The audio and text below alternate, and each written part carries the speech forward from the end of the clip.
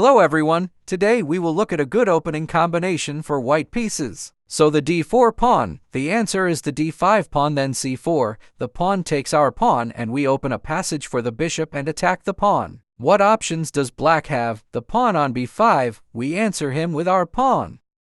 If black takes our pawn, our queen can win the position and also take two pawns and we are left with an extra piece. That's why such an option is bad and black moves c6 to protect his pawn. We take a pawn on b5, they also take our pawn. Then we move the queen to f3 and it turns out that the rook cannot be defended.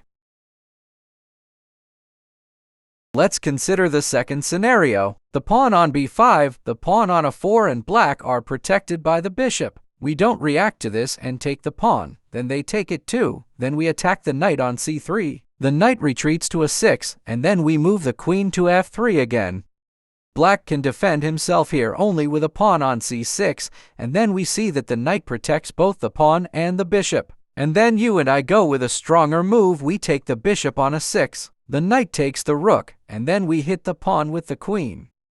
For the king, it is check and must be defended by the queen. We take the rook, it's check again. Again black is closed by the queen. We make check again, black defends and we take the knight. Then we came out with two pieces more and with a 1 position.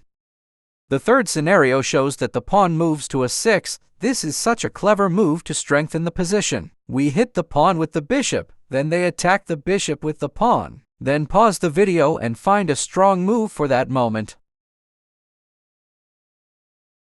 So, we hit the pawn on f7 with the salon. But if the king takes the bishop, then we go again with the queen on f3, get in contact with the king and the rook. The king is allowed to close, and then we calmly take the tour and remain with the best pieces and the 1 position.